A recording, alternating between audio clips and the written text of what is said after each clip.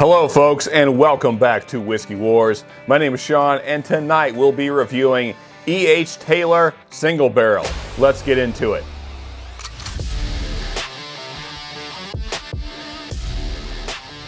All right, here we go folks. Our bottle for today. Another bottle in a fancy yellow, orange, tan tube, whatever color this is. Not quite yellow, I don't know, whatever. Tannish, sort of. Anyway, another tube bottle from E.H. Taylor, or Edmund Haynes Taylor Jr. Now, of course, E.H. Taylor, the man, is responsible in part for our Bottle and Bond Act, and we're all very happy about that. In fact, some of my favorite bottles are Bottle and Bond bottles, as I'm sure some of yours are.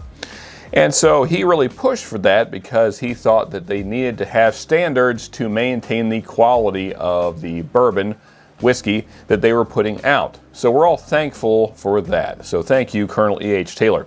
But now to this bottle, which is of course Bottle and Bond, but it's also a single barrel. So let's get this thing open here and get into it. Nice dark color there. Yeah. Now, of course, as always, we have had a little bit of this. And this is another bottle that was given to me by my buddy, Adam, my neighbor. So thank you for that.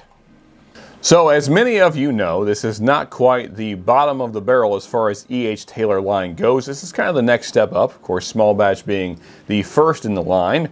But nonetheless, let's see if the quality shows up. Let's first get into the nose here. Actually, any legs going on? A little bit. Nothing too crazy. So the nose, here we go. Nice, but light. Very standard kind of bourbon notes. Little citrus showing up there. That's kind of interesting. Little orange, kind of a nectarine. Maybe those sweetie, the small oranges, kind of that note going on. Brown sugar, caramel, vanilla, little pepper, but it's a very light pepper, like a white pepper. Maybe a little cinnamon. Not a whole lot of spice to speak of. Nice barrel notes, nice kind of toasty oak, a little charred oak note, and then of course there is a little hint of a sour oak. So all in all, not bad. I would say light on the nose though, for sure. But it is a nice nose. Okay, let's go ahead and get into the first sip here. Okay, now full disclosure, now I know you guys are not seeing them in this order, but I filmed the E.H. Taylor Small Batch that I own right before I filmed this. Now my E.H. Taylor Small Batch is about 2 years old, whereas this is a bottle from this year. This is a new release. And that's important because what I'm finding is that this does not taste as mature as the Small Batch that I just reviewed. It's much lighter. There's much less dark notes, and you guys can go back and watch the Small Batch review if you like to compare my notes. So this is kind of a light citrus note. There's maybe a little bit of an apple coming through, some decent barrel notes, so kind of a toasty oak, nice charred oak notes, decent brown sugar. It is a light brown sugar though. Nice kind of caramel and a nice general sweetness. There's also kind of like a roasted apple. If you ever done like apples on shish kebabs with like meats and other stuff, kind of getting that note going on. All in all, very light though, and the finish is, well, you know, let's go one more time here. Let's take another sip and give the finish a second chance here. Maybe we'll pick up more. Let's see. Second go around here. Okay, so second sip didn't actually help it.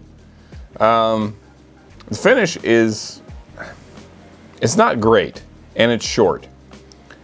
It's a general sweetness. There's a little bit of like a cherry note coming through. The citrus carries from the palate onto the finish. There is a little bit of a charred oak note. Very light spice. There's a little bit of a cinnamon spice there. And then it's a lot of sour oak, if I'm honest. A lot of sour oak notes, just kind of sour notes in general.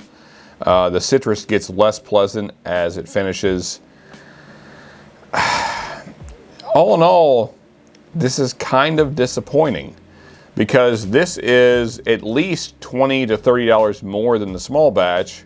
Now granted, as I said in the small batch review, the new batches of small batch are not as impressive either, which kind of fits with the maybe conspiracy theory that's going around, but I think it might be factual because many whiskey tubers are kind of coming to the same conclusion, and that is that potentially Buffalo Trace is putting younger and younger stuff in all of their products because they feel like maybe they can get away with it, or maybe just the quantity of whiskey they have that's old has maybe been reduced because of the popularity.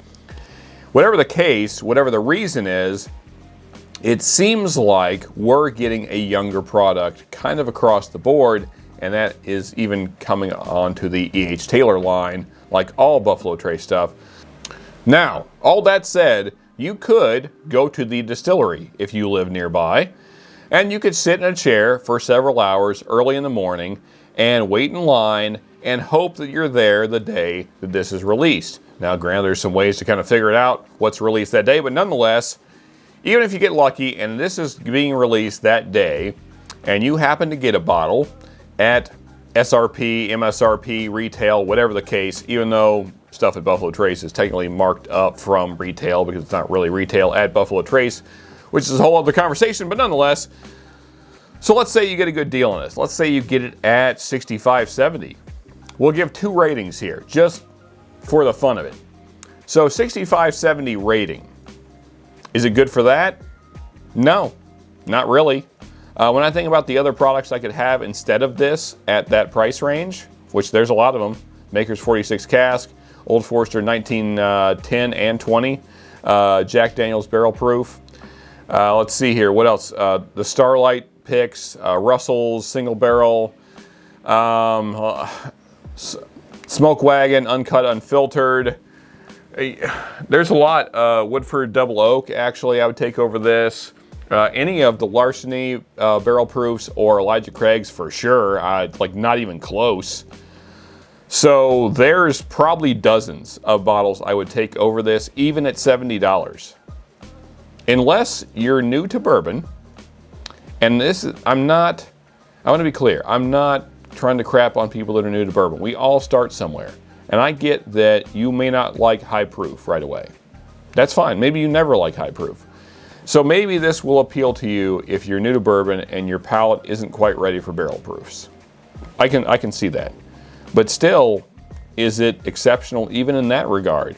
I don't think so. And I know I'm kind of ranting here, but it's just that the market that Buffalo Trace has put itself in is just stupid now. Because it's not... There's almost no Buffalo Trace product these days that's worth what you're paying for it. So anyway, let's get to rating. I'm ranting. So $70 rating, I'm going to say a 6. $100 rating, which is really probably the more honest rating, and that's the one I'm going to post on screen. $100 rating, it's like a 4. It's just, it is piss poor at $100. And at $200, $200 plus dollars, it's like a 0. I would never buy this for $200, ever. There's so many whiskeys that could be had instead of this for $200 that I would never suggest it to anybody for $200. At $100, it's hard to suggest. And even at $70, it's kind of like, well, if you have to have one, then I guess. I don't know, folks. It's just, let me know down in the comments. If you guys are getting them for whatever price, doesn't matter. What is your experience? Do you think it's worth it?